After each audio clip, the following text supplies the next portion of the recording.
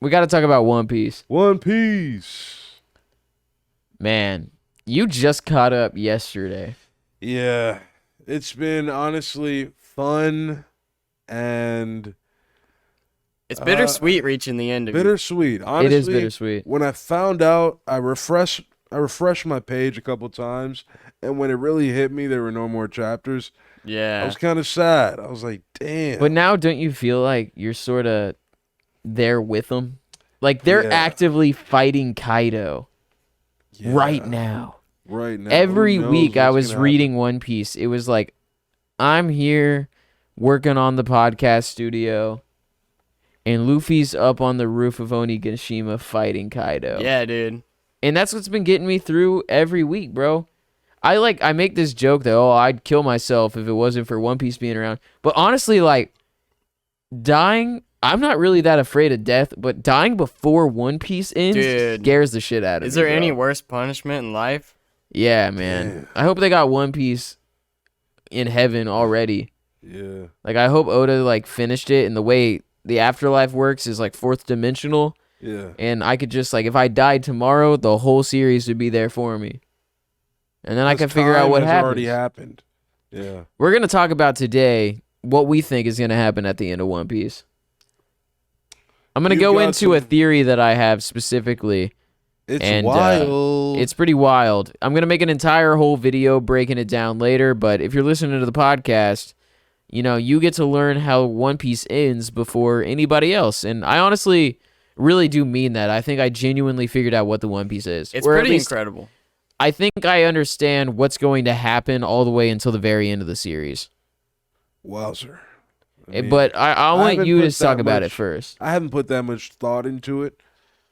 You haven't had time to. You caught up Myself. yesterday. Yeah, I He just read caught up, all to of be honest. Wano in the past like 3 weeks. So we've all been reading weekly. And King Croc got to read the whole thing in one go. Yeah, man. I guess that's the way it should be done, or I don't know. I want to like reread it now. You know? I want to Like go I'm back missing and out. reread, yeah. Yeah, it was fun, man. Rereading the Reverie for me was like, oh man, you know. The Reverie was crazy. That was crazy. And you're like outside of the One Piece YouTube community for the most part. So you don't watch all Never these seen- theory breakdown videos. You I don't didn't wanna be understand all these spoiled. little details. Yeah, Yeah. because obviously, but now you are caught up. So Yeah. you can really indulge in the best part of One Piece. The lore.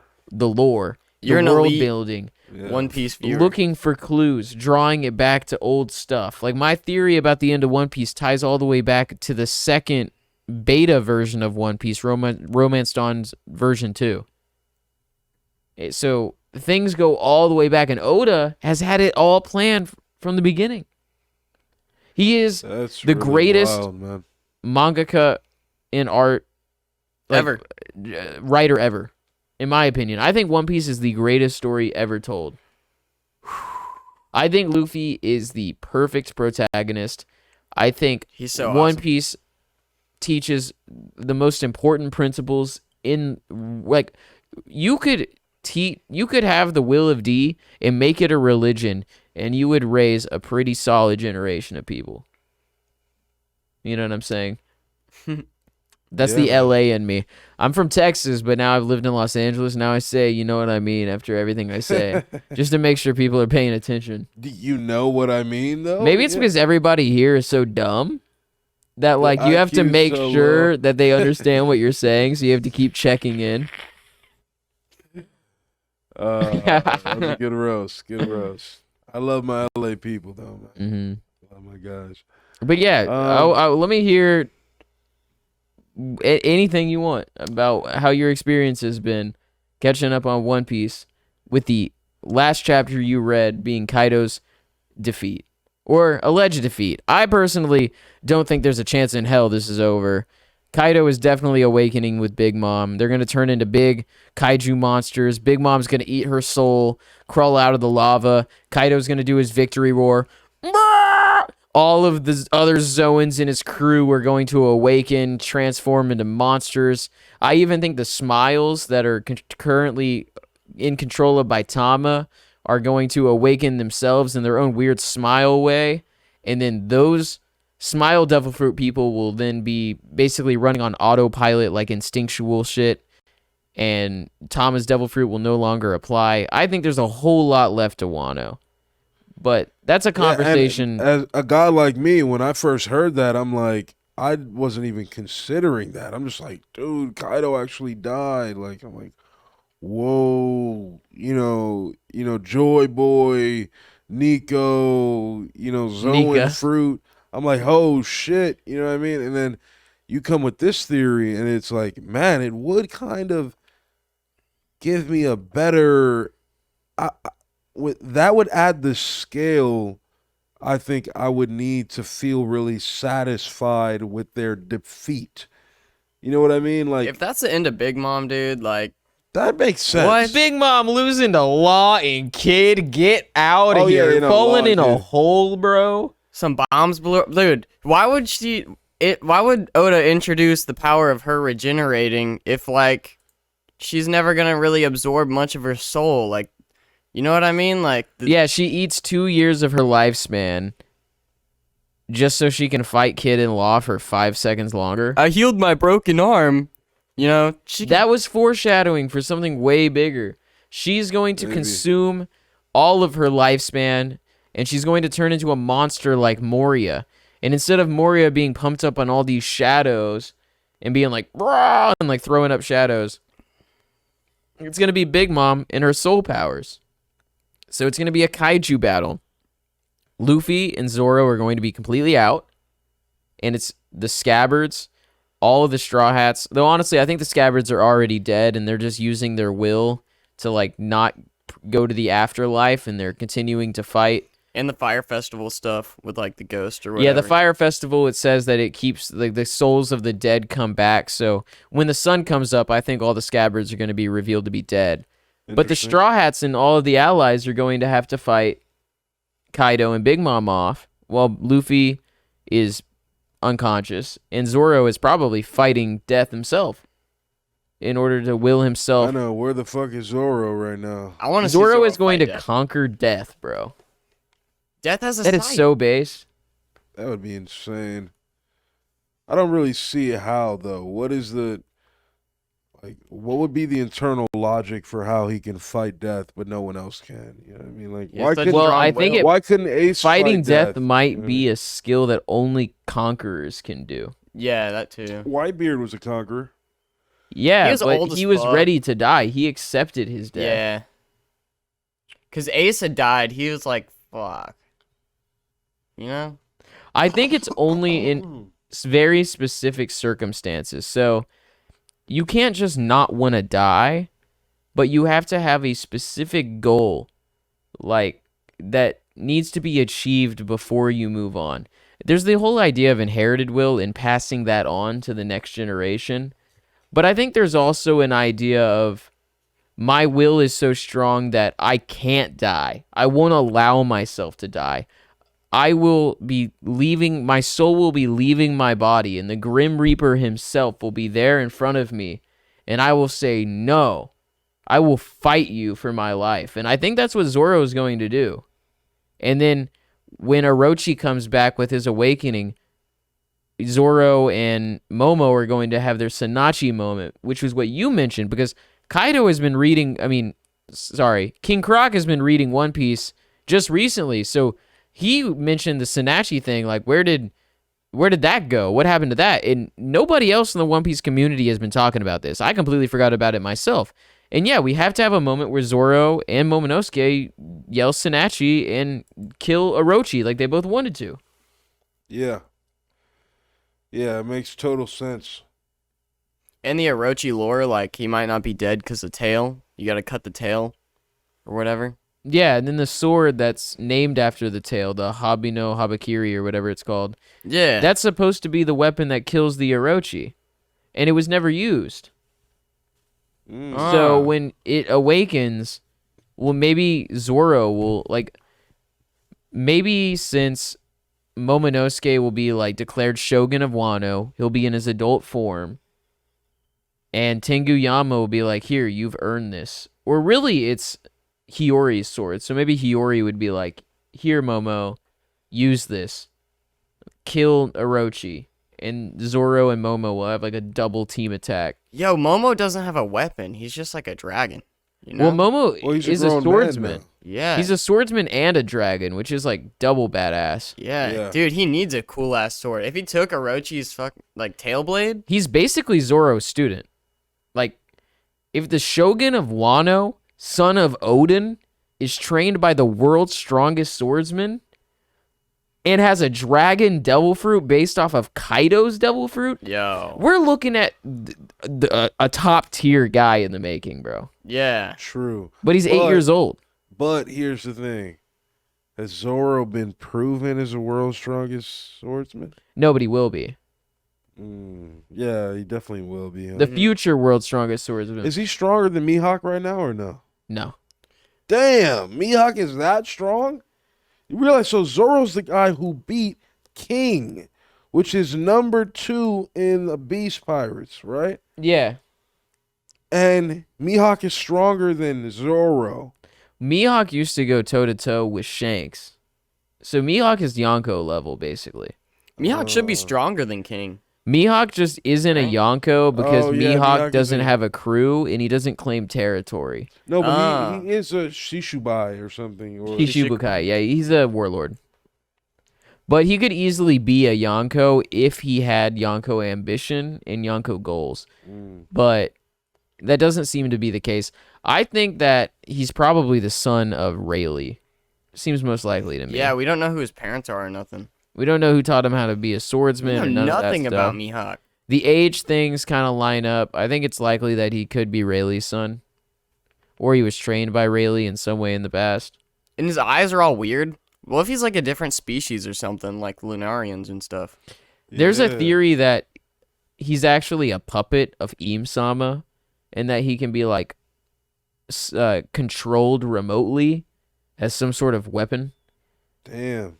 because his eyes have this double ring thing which Zunisha has, and Zunisha doesn't have control over its own will because it has the command sent by the Shogun of Wano. And then there's Hakuba, which is the split personality of Cavendish from Dressrosa. So when Cavendish goes into half controlled, half not, he has like the rings in his eyes. So he doesn't have like full control over his body. And then Luffy, he get the same double ring thing. Oh, Im-sama also has it too. So the idea is that Im-sama can like control Mihawk. I don't actually believe this theory, but it is kind of cool. I think Joy Boy made it up. Luffy also has the double ring thing. And maybe there's some sort of influence from the devil fruit. The Zoan. Like the will of the devil fruit combining with the will of Luffy whenever they're in that form. Yeah. I don't know. It's just this Pretty whole cool. other thing. Mihawk is kind of a mysterious point. I think there's two things that could happen with Mihawk. Either Mihawk gets defeated and killed by Blackbeard's number 2, Shiru, or Shiru of the Rain, I think is his name. And he's a swordsman. So then Zoro would have to beat that guy to be the world's strongest swordsman. Or they defeat the Blackbeard pirates, and then while Luffy is in... Because according to my theory, Luffy goes to the Marijois by himself at first, and we'll get into that later in the podcast. I think Zoro maybe during that time has his little scrimmage with Mihawk. I have this whole theory that the Don Krieg fight is actually really, really important, even though most people don't think it is, and that it mirrors the Blackbeard fight. It's So important to Mihawk Sanji, is too. probably going to fight around the same time as the Blackbeard fight, if not simultaneously, because Mihawk showed up right before the Don Krieg fight. And Don Krieg is all about, well, power and weapons are all that matters. And then Luffy's like, no, will is what matters. And I think that's basically what the Blackbeard fight's going to be like. Yeah, and Gold Roger had no devil fruit. He was all will. He was all straight. All hockey, Gangster. yeah. It's kind of wild. You What think it about before I start going in like a big monologue like I keep doing, No. apologies. We're here for it. Though. Let me hear what do you think's gonna happen? Do you have any kind of like theories in your head of what could possibly happen? Because you've just been reading it. You haven't really Yeah. taken the time to go fully in depth and start brainstorming and writing notes and journals like I have. So Yeah. Honestly, in my head, it's just kind of been like, there's so much more that's going to happen, that I can't even get an accurate picture of what's going to happen in the end. I never considered Luffy going to die as being an option, mhm. but when I think about it, that would be the perfect kind of end, and it would like link up to other things in the lore and stuff like that. So, I think Luffy will know. die and then come back, basically. I think it might. I think Luffy might Well, yeah, actually so tell die, but me- I think he'll die and come back. Yeah, I haven't really had the time to construct a grand theory. I'm just kind of here for the ride, but I'm loving every step of it. But what do you think is ultimately going to be the end of One Piece? Okay, so let me real quick, what do you think is going to happen? General timeline from Wano to the end. What do you expect? Well, I just hit the vape real quick. Okay, I expect Luffy defeats Kaido, goes against the world government. Like the Kaido world and- government's outside Wano now, so you think the next opponent right afterwards is going to be the world government, whoever is there? I think it'll be maybe a part of the world government or Blackbeard. Yeah, Blackbeard to steal a devil fruit would make sense. Yeah, but I think it'll either be right at the end of the world government arc, Blackbeard swoops in some way to make it way worse or something like that. And then Blackbeard is the ultimate ending enemy. Do you you think know? so? You think Im-sama and the world government's going to be toppled before Blackbeard, and that Blackbeard Kinda will really think- be the final in-game opponent? That's what I was thinking, yeah. Do you 'Cause think that Blackbeard they'll is find like- the One Piece before or after they take down the world government? Before or after? Shit. Because there's supposed to be a great war for the One Piece, is what Oda said. Like the greatest war ever. Guess that would mean it would be before. Yeah, I would think that would be Blackbeard. But it could be the world government war. And the Blackbeard fight is more like a smaller scale thing, just the crew versus the crew. Yeah. I don't know. I haven't really formulated my thoughts on this yet, so. I think Luffy has to die because then it's just going to be like another world government because they're all going to be united under Luffy, and then Luffy just needs to give them all their like independence or whatever. Sorta. I think the Marines are going to be reformed, and Kobe is going to be the fleet admiral in charge of the Marines. So he's going to be like the good Marines. Like the world government Okay. is still going to exist to some regard, but the Celestial Dragons and the Gorosei and Im-sama is what's going to be toppled. Yeah. It'll become a real democracy I instead guess of this like shell Blackbeard- of a democracy, like a fake one. I guess Im-sama and people who've lived for 900 years, they can't be weaker than Blackbeard. Yeah. So it does make sense that Blackbeard would be before the world government. But here's what spooked me out, right? In the latest chapter, they outright give an order to CPO or IDPOL or whatever the CP0. CP0 to kill Luffy. Yeah, because they didn't want him to awaken. They were worried he was going to. They were worried he was going to awaken. But to me, that is so like lazy, that like late last minute thinking. Like it's not, it feels like they would be a lot more on top of their game. Like that's why I really wasn't thinking he was going to be Joy Boy, because I'm like, the world government's not just going to let that happen. But they did. They literally just let it happen. Well, they And underestimated he's supposed Luffy, to I be think a is what it god is. who Im-sama's supposed to be a god who can see the future and like, I think what How it did they let is that happen? is it's been 600 years since the devil fruit awakened. So the Gumu Gumu no Mi has been around. And the government has been trying to get it, but it's always evaded them because it has this seemingly will of its own. Like it chose Luffy to some degree. It avoids the world government. Blackbeard says that his devil fruit chose him as well, so maybe his is also a mythical zone. I think it's the mythical zone Sea Devil. You have the Sun God and the Sea Devil. Cause Sea Prism Stone and he can take away their powers or what? Yeah, he can take away their powers. The sea is like it diffuses sunlight, and then I believe in the theory that I think Parvision said, where devil fruits and everything are based on shadows and shadow manipulation, and that Luffy's devil fruit, the reason why it's actually able to move his body in all these different shapes is because Luffy's actually able to manipulate his shadow. And that's the true power of the sun god, because suns cause shadows. The sun has will over shadows. Shadows wouldn't exist without the sun. And Oars was trying to like stretch and stuff, and he Lu- was able to whenever Moria manipulated his shadow. Yeah, exactly. When Moria would make the shadow of Oars stretch, his body would stretch too. And that's how he was mimicking Luffy's devil fruit. But I don't really know where I was going to that, but I can go ahead and tell you what I think is going to happen. Yeah, in One let me Piece. hear it, man. I'm fiending for it, dude. Come on. This is going to be a part of a longer video that I'm making, but I'm just going to go ahead and do this now during the podcast. So if you're listening, then you heard it here first. I think that everything in One Piece, or at least the basic premise of the story, is based off the Coco de Mer, which is this fruit that is grown in the Seychelles Islands. The Seychelles Republic, I believe is what it's Like pronounced. a coconut thing. It's an archipelagic island of 150 different. It's an archipelagic country of 150 different islands, north of Madagascar. So basically, India and Madagascar separated when the tectonic plates shifted, and these little islands were left in the center. And on these little islands is this sort of ancient version of the coconut that didn't get affected that much by evolution because it was so isolated.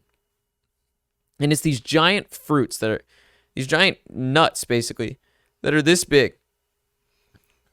And they're shaped like a woman's behind. That ass. So it is kind of like up Oda's Isle, honestly, for doing that. But they're the rarest fruit in the world. You cannot eat this fruit. Even if you live on the island, it is basically impossible. It is an endangered species and very, very illegal because it is extremely rare.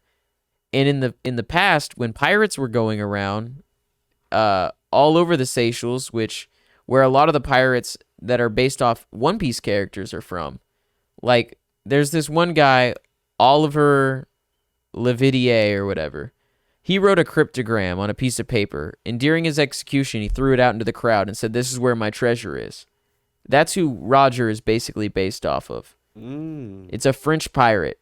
And these Seychelles Islands were completely undiscovered up until the 1700s by the French. So you have these like islands that are uninhabited.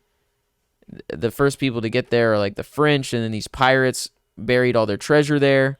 There's a guy that's actively looking. Like his dad was looking for that treasure from the cryptogram all this time, and now it's passed on to his son. Where is he looking? The Seychelles Islands. Well, these Coco de Mer fruits in the past would pop up all over Malaysia, India, Madagascar, basically all over the place, but very rarely, and no one knew where they came from. There were all these stories like there were these underwater trees and various things, and that the fruits had magical powers. They were considered like a treasure, very, very, very valuable, where kings and queens would trade them.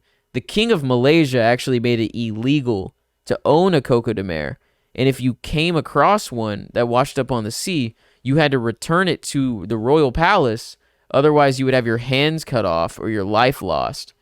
Because they genuinely thought these things were like magic relics from the ocean and that no one knew where they came from. And that they could grant you magical abilities. And I believe that's where he got the idea for the devil fruit. They're literally From called devil Oda. fruits. Yeah, they're literally called devil fruits, and I'll get into that later because of the lore, but no one's ever really asked, why did Oda decide on devil fruits? You know, have you ever thought about that? No. Like, why would it be that a fruit grants you a power? Like, everything else in One Piece is a reference to something and kind of makes sense if you really think about it in a certain way. But everyone just takes for granted the fact that devil fruits are fruits that you just eat and it gives you a power. Where did that idea come from? Well, I think it comes from the Coco de Mer, the world's rarest, most sought after, treasured fruit. And a lot of this goes into soon when I come back from this break because I'm going to use the restroom and I'll be right back.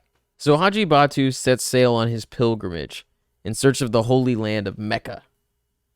And on that way, he takes a sailing voyage into the ocean. And he has to cross through this dangerous sea where the navel of the sea is. He gets around sailing for about 15 days, and then he gets lost, drifted off course for 7. And on the 7th day, he has a dream. And in the dream, it tells him that you need to carry a hammer and nails so that you can stick them into the tree and climb the top of the Abu Baji. I forgot exactly what the name of the tree is off the top of my head. I don't have my notes with me. They're at home. But I have most of it up here. So he takes that dream seriously and he gets these hammer and these nails. And as the dream told him, the tree erupts out of the middle of the ocean and it starts a whirlpool. And his ship gets sucked down to the bottom and his whole crew get wiped out. And he sticks his nail into the tree, and before he can go down to the bottom of the navel of the sea, he begins to climb. He gets to the top of the tree, and there's a gigantic nest. And inside the nest is the magical, mystical bird of Rock. Have you ever heard of those before? A rock, yeah. Yeah, like Luffy has that new attack, Red Rock, in Wano. That's named after the same thing, the mystical bird of Rock. They're also called Garuda, and it's in a lot of like Malaysian and Asian and Indian mythology. These giant birds. There's even one in RuneScape that you fight during the My Arms Big Adventure quest. So he finds a bunch of rock hatchlings fresh out of the eggs, so they're basically harmless for him. And he's exhausted, so he decides to go to sleep. And he wakes up to the morning to the mother rock showing up and landing into the nest, and he carries with it an elephant in its talons. My idea, well, okay, it might be a stretch to say it's a Zunisha-sized elephant, but that would be kind of awesome. A Zunisha-sized elephant? Damn. That would be that would just be too ridiculous. Yeah, that'd be so big. But it says that it brings in an elephant to feed the babies. And during that, while it's distracted, Haji Batu grabs onto the feathers and the bird takes flight. And it's soaring like so high and it's over the ocean, so it goes on for hundreds of miles west. Until eventually there's enough ground underneath that Haji Batu feels that it's safe enough for him to like jump off and land on the ground. And he hits the ground, falls unconscious, and wakes up. And he's in this mysterious village that he's never really seen before. So he goes to a local house and he asks a resident for food. And they're kind to him. And they give him some food and then they give him some advice. They say, continue westward and you'll find where you're supposed to go. It does sound like Luffy. And we'll get out of all of this ties back to One Piece in a little bit. Right now I'm just giving the lore of the story. So bear with me. He asks the person for food and they give him some advice. So he heads westward and eventually he comes across this pool. And at the pool are all these stone statues of humans. And he's a little suspicious, so instead of just dunking his head in and getting a drink, he puts his fingers in. And his fingers turn into stone. And that's why he's also called the Petrified Man. Or something like that. I don't know if Luffy will ever have his hands turned to stone or something would mirror that. Yeah. But I do find it suspicious that Boa Hancock used to be a slave. She's probably back in Marijois now, recaptured by the government, and she has the ability to turn people into stone. So maybe there's some sort of garden in a beautiful pool that Luffy comes across, and there's all these frozen statues of people because Boa actually turned them into stone. I think that could kind of line up. But after that, he sees all of these animals running by. There's like a pig, a bear, a couple other things. They're being chased. It doesn't necessarily have to be Boa either. It could have been someone who used to have the fruit because it's stone. It's going to stick around. That's true. He sees all these different animals and is running away from a smaller beast with fiery red hair. And it comes after Haji Batu. And Haji sticks a nail into its head and kills it after it chases him up a tree. He comes back to the village and everybody's terrified of him. They're running away because he's holding these whiskers. And that's evidence that he defeated such a fearsome beast. The Raja, or the king of that village, comes up to him. And they make a deal. He says, here, I'll offer you these whiskers if you give me more food. And the guy's like, cool. And then Haji Batu leaves, continues to 7 other villages, does a similar thing, and then he eventually reached the Holy Land of Mecca. And that's basically the whole story. There's more to it though too. There's like people believe the Sicilian Islands are where the Garden of Eden used to be, and then you have the idea of the Adam tree and the Eve tree, and there's all this other stuff that sort of lines up, but that's the basic gist of the story. So what do you think, before I go into supporting evidence, is the general concept of the Coco de Mer and stuff like that? I mean, it's definitely fitting. I want to hear more about the devil fruit name and how that's tied to it, or if there's anything. Okay, so it there. does say that the island at the bottom of the navel of the sea is cursed by the devil, and that whoever goes there, misfortune is supposed to succumb them. Literally an island that the devil cursed is what they call it. Wow. And I mean, there's knock-up streams. There might as well be a hole in the ocean, like a knock-down stream. And there's giant animals, like a giant crab, and isn't uncommon in One Piece. There was one in Alabasta. I also I think it might be possible that Impel Down, the way it has a giant hole, is like the government's attempt to artificially recreate the navel of the sea, but instead of a spiral, it just goes like a straight circle. And the spiral in Devil Fruits and the spiral on his eyebrows and all of those spiral patterns are symbolic of the whirlpool, the navel of the sea, where Devil Fruits come from, where the laugh tail is. It all swirls down. And what does Smile Devil Fruits have? And what does Vegapunk's Devil Fruit have? They don't have a they don't have a spiral. They have a circle that goes straight down, like Impel Down's artificial version of the navel. Not of the Impel sea. Down. It was Oh, not Impel Down. You're right. what is it called? Ein's Lobby. Ein's Lobby. Yeah. Ein's Lobby. Annie's Yeah. Lobby. But I'm straying away from the point a little bit here. To tie it back to One Piece, first off, the Rock. Now, when I first came up with this theory, Luffy did not have the attack Red Rock yet. I had come up with this probably a little over like a year and a half ago. So that was just extra supporting evidence that kind of blew my mind whenever I saw it and was like, oh, holy crap. That's canonical evidence that rocks exist within One Piece to some degree because Luffy knows of it and named an attack after it. And then recently, I discovered that during the beta version of One Piece, Romance Dawn Volume 2, there's a girl named Anne or Anna that basically looks like Nami but with short blue hair. The beginning of it starts out with Luffy in a small dinghy, and a bird falls from the sky, lands into the ship, and its beak goes into the bottom of the ship. Luffy grabs the bird, freaks out, sticks its butt in to clog the hole, and then this pirate ship picks up Luffy and the bird and is like, oh, thank you for capturing this bird. I was trying to keep it and it ran away from me, blah, blah. And the girl Anna is like, that bird is my friend. Its name is Bubbles. It is a mythical creature of rock, a mythical bird of rock. And that's why they're trying to capture it. But Bubbles has been with me my entire life. And then she asks Luffy something about his straw hat. And Luffy says, this straw hat is my treasure. And Anna says, well, then you could say that, no, it's not Bubbles, it's Balloon. That Balloon is my treasure. And at the very end, after Luffy... Okay, so the main villain gets control of the rock on a leash and is flying away, because the main villain can fly on a broomstick. He decides to smite down his entire ship and all of the crew in order to beat Luffy and get away, because he considers the bird so valuable that his crew and his ship can fuck right off and sink to the bottom of the ocean. Damn. Luffy eventually defeats him, and the girl is like, thank you, Luffy. This is my... Balloon is a mythical bird of rock and is the last one of its species, and they were trying to capture it because its blood is said to have magical properties.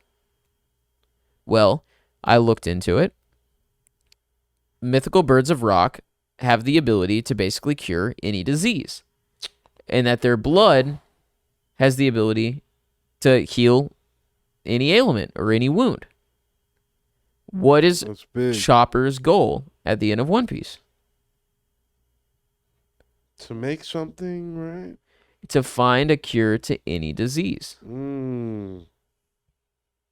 So if there is these mythical birds of rock with magical blood at the top of Laugh Tale, then Chopper would have his goal. He would have his cure to any disease. And you could have a mirrored moment of Luffy and Jinbei sharing blood in order to save Luffy's life.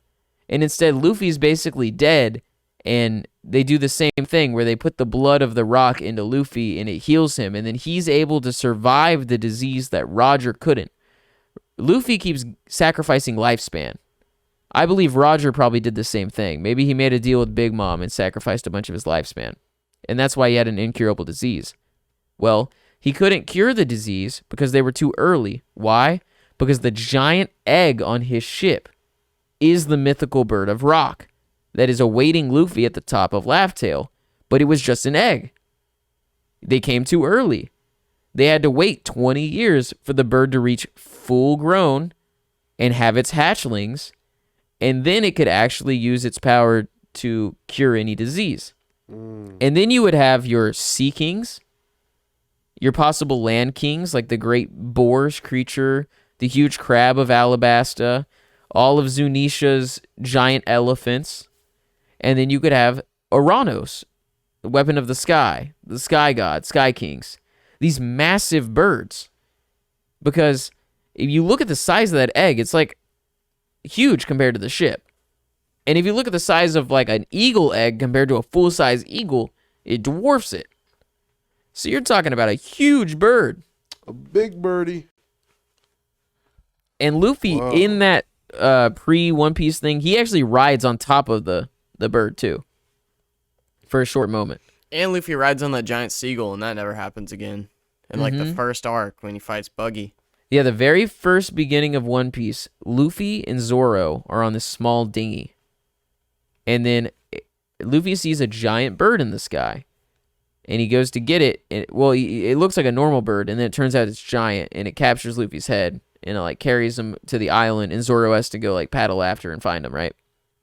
So my idea is the Straw Hats basically go to wherever the coordinates lie, where the X marks the cross from the road poneglyphs. And then the tree, they do something, and the tree erupts from the ocean. And as it's going down, Luffy like loses his straw hat. Because there's also a myth where like the Malaysian kings would have to pass the navel of the sea, and then the guardian, the jinn, the genie of the whirlpool would tell them like, I'll free you, like they would freeze you in a storm, but you have to cast your crown into the whirlpool. And then once they cast the crown, they were able to, it would be like a rite of passage. You earned your right to be the new king of whatever island in Malaysia. You could be the new Raja. And that would basically be what it is. Luffy is set at this this intersection of choices. Mm-hmm. Either sacrifice your hat or the One Piece. Is your treasure more valuable than Joy Boy's treasure? Or possibly Anna's treasure? Because she said Bubbles was hers. So if we see that the rock is at the top of One Piece, technically Anna's treasure was like the One Piece the whole time, in a way, or at least a part of it, which is kind of crazy foreshadowing even before the series even started. Wow. Yeah, so Anna's treasure is the treasure. So Luffy is stuck at this crossroads, and he has to decide, am I going to go after and save my hat? Or am I going to go down with the rest of the crew to the bottom and actually visit Laugh Tale? So Luffy decides to go after the hat. He gets stuck in the tree. He's exhausted, falls asleep with the hatchlings because he's hungry and tired. Wakes up the next morning when the big one shows up. Ends up getting picked up by it or grabs onto its feathers as like a way to escape because there's nothing but water around him because the actual island is inside of like a dome under the water where you can breathe, but there's still a huge whirlpool here, so Luffy would just take like the bird or whatever and fly off. Luffy ends up accidentally flying off on the bird and incidentally falls into Marijois because this bird would be so big it would be capable of flying over the red line. It would be so high, even the tiny islands underneath Luffy wouldn't even be able to see. So he'd be like, where am I going to land? It's all water. The bird crosses the red line. Suddenly it's close enough. Luffy's like, hey, I can just jump off right now and I'll be good. Boom. falls into the outskirts of Marijois, where he meets like a nice girl celestial dragon that helps him, gives him food, and gives him guidance. Meanwhile, the rest of the crew and Law, they all go down to Laugh-Tale. They learn the true history of the world. They read the road poneglyphs. They understand what the One Piece is. And they're infuriated. And they want to go and fuck up the world government. And they have Luffy's Viver card. So, much like Luffy getting taken by the bird and losing Zoro, because at the time, Zoro was Luffy's whole crew. So, instead of just Luffy being separated from Zoro, which was his whole crew, he's separated from everybody, his whole crew. And they have to go out and find him. Luckily, they have his Viver card. So, they end up leaving leaving Laugh-Tale. Maybe Zoro has his fight with Mihawk. And then they go to the Red Port. And they meet up with Luffy. Luffy lands inside the Celestial Dragon outskirts city. Befriends one of the local girls. So that's like your princess figure for the arc. And he befriends them. So he learns that not all Celestial Dragons are bad. Just because you're born a Celestial Dragon doesn't mean you're bad. Right. Luffy doesn't care about that. He cares if you're his friend. Then he meets with one of the leaders, one of the Raja of that small Celestial Dragon section. Turns out to be the nice Celestial Dragon guy that we already know of from Fishman Island and from the Reverie arc. So Luffy maybe gives him the whiskers of this beast or something that existed in the outer skirts of Marijois, and then as thank you, he gives him food and points him in the right direction. And that leads Luffy down the path to the actual castle when he discovers, oh, you screwed over the girl that I just hung out with because she helped me. Like, the world government maybe captures her, or some of the other Celestial Dragons get mad. Maybe he finds out that Sabo's been captured. Maybe he finds out that Vivi's been captured. So, Luffy doesn't care about why the world government, what happened 600 years ago. That doesn't matter to Luffy. He will enact the will of 600 years ago. He will be Joy Boy and topple the world government, but not because of anything that they did in the past, but because what they're doing now to his friends. They're in Marijois. So Marijois will be a normal arc, just like any other arc. You will have your princess figure. You will have Luffy kind of doing his own thing until the Straw Hats eventually show up and are able to do the big raid on the world government. And, I don't know. I guess that's basically it. I was thinking, you were talking about the Viver card, and like Luffy died, so his Viver card like probably burned up. So what if the Grand Fleet shows up, and then Luffy makes a new Viver card because they're already in Wano, and that's where it was made at originally? It could be that he makes a new Viver card, or it could be that his Viver card just regrew after he came back to life, basically. But I do think that Kaido and Big Mom are getting back up in their big kaiju forms, and Luffy dying burned up his Viver card, and then motivated everybody to come to Wano. So when Luffy's out for the count, and Kaido and Big Mom are having to do their huge comeback fight, they'll have the Straw Hat Grand Fleet either fighting off like the world government from intervening, or Kaido and Big Mom themselves. I mean, do we have any confirmation that Luffy almost died? I mean, or that he did die? Because I mean, Kaido basically went around saying that like he's dead. Law said that like his voice vanished. Yeah, his voice. Yeah, his like voice vanished. his sense of his life force disappeared. So his observation hockey could no longer sense Luffy's presence. So in all intents and purposes, he died. But that also plays into my theory that maybe you have to die for a Zoan awakening to even happen. You have to let your soul take a back seat while the beast's soul takes over. And maybe that's why Kaido has been wanting to die so bad, is because he knew the only person being able to kill him would be Joy Boy. So he does this whole Onigashima project. He goes to Wano because he hears Joy Boy is supposed to be there. And he knows Joy Boy is his liberating figure. So Kaido goes, I just need to be a huge asshole to a ton of people, because if I do enough horrible things, Joy Boy will have to stop me. And then if I get to fight Joy Boy, then Joy Boy has a chance of actually killing me and maybe awakening my devil fruit. Or he's already awakened, and then he's going to get up and do the big roar thing, and all the other fruit users are going to pop back up. How would you feel if this was the end and there's nothing more? I'd be pretty disappointed. Yeah. I would give Wano like a B+. Honestly, I don't even think it deserves that. Like Kaido Really? doesn't awaken. There were too like, many what the fuck? unanswered like things like that we didn't Yeah. expand on. Like Snatch. And if they are expanded on now, it's gonna be like rapid fire, like way too fast, and it's not gonna Yeah. feel satisfying. Yeah, like what's even after Wano? But Wano, like a Kabuki play is supposed to be 5 acts. We're still in Act 3. Act 3 is supposed to end in failure. Act 4 is when you win. So the fact that people think it's over doesn't really even make sense to me because the arc structure, like, it should only be about 2/3 of the way done. Okay. Oh, sweating my balls off in here. It's hot. Derek, you want I to turn got on the air conditioning? What do you think about my theory for the end of One Piece? Talk right into that mic. Yeah, honestly, I'm trying to remember exactly what you said. You think what happened?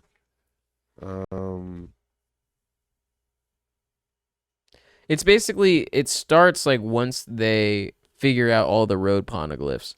Okay. So they find the exact coordinates of Laugh-Tale, and then somehow they summon that tree to appear. Oh, right. And then Luffy attacks the world government because of his friends. Meanwhile, the Straw Hat Pirates all know the true history, and they all want to attack the world government as well. Yeah, because they have righteous vindication. Right. Yeah. Right. Yeah, I mean, I think that's a valid. Does it It makes seem like sense. Luffy's character to go learn a bunch of history about something that happened 600 years ago and then be like, I'm going to go fight them? Yeah, it doesn't Yeah, that really doesn't make seem sense. like Luffy at all. It seems Yeah. way more like Luffy that a big bird accidentally drops him into Marijois and then he makes friends with like a random celestial dragon girl.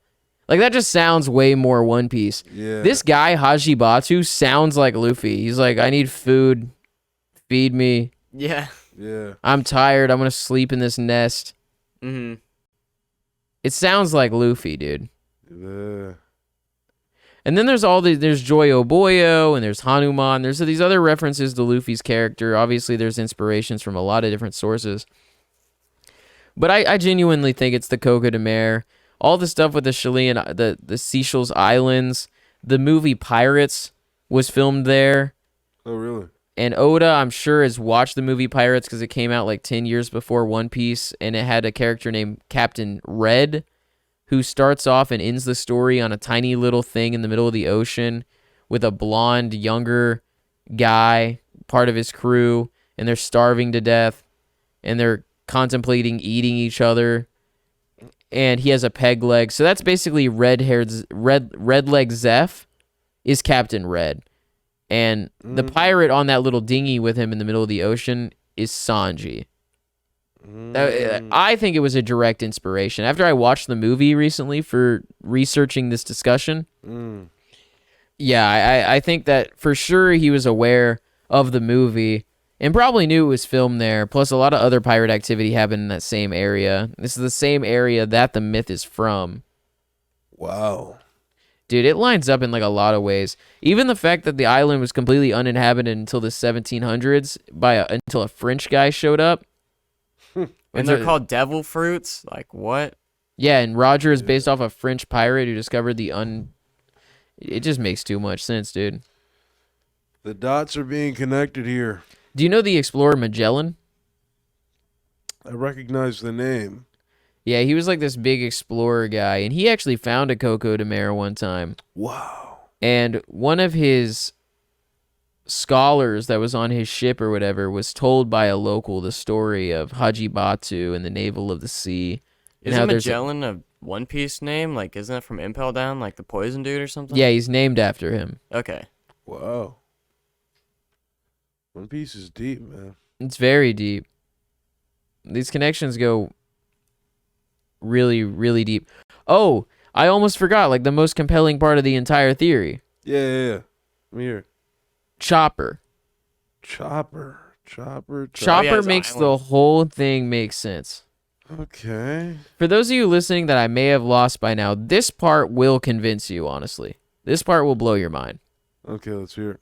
So, Chopper needs to find the cure to all diseases, as we talked about before. Mm-hmm. Well, during the time skip, every single pirate on the Straw Hats was sent to a different island that made sense for their character.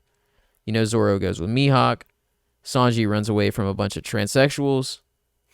Robin meets with a revolutionary army and learns more about like what's actually going on in the world. Nami goes to this place in the sky and learns about weather. Well, Chopper goes to this weird island, a small island, with a giant tree, with a huge nest, with giant birds, and these tribal people that look exactly like the tribal people of the Malaysia. So most people didn't know like what Chopper's whole deal was. Like, why was he sent to this weird island with birds? And like, yeah, I guess he found some rare herbs and learned some jungle medicine from these people. But that's not it at all.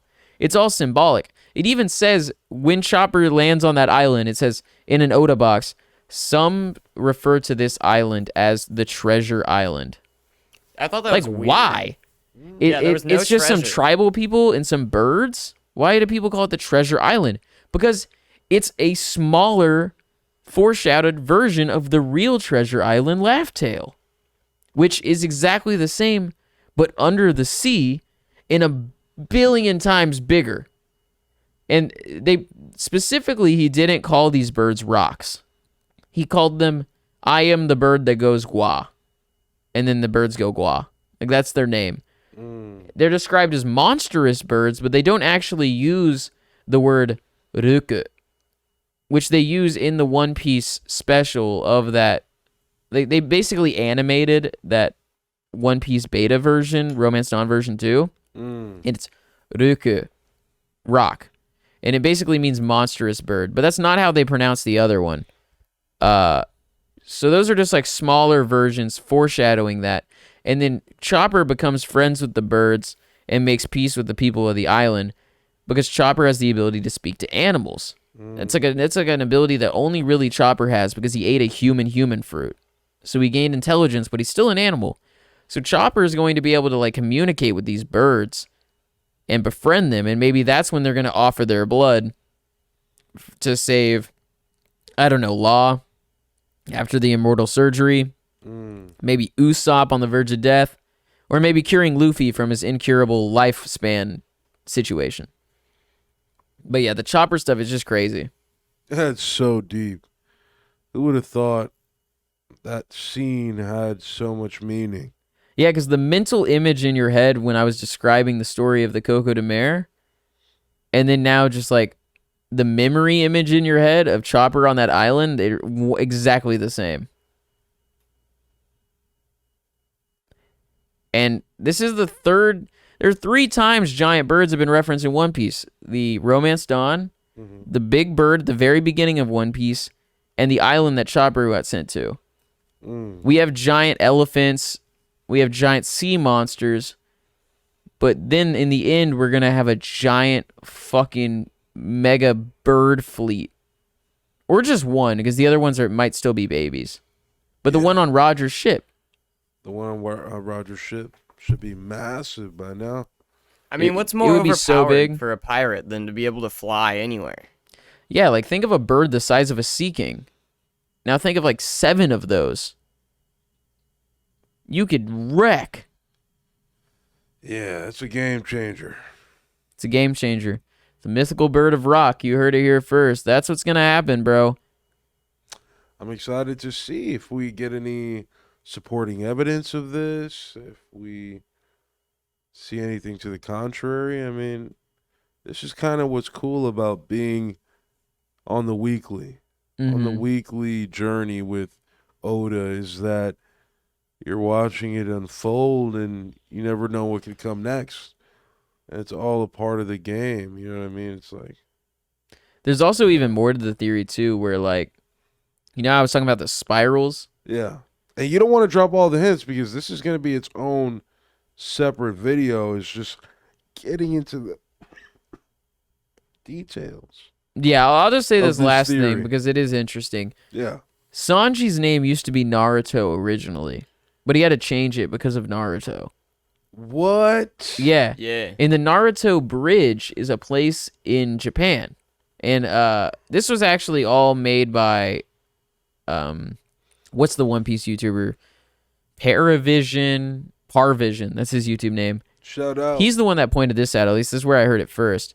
Sanji's named after the Naruto Bridge, and it's this bridge that basically changes this water flow, and then it makes whirlpools that alter in directions on either side.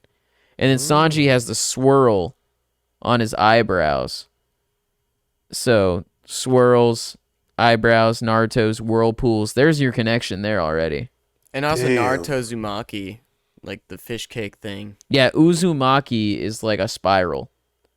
And then Naruto are like those little fish cakes with the swirl on it that you eat when you're eating sushi.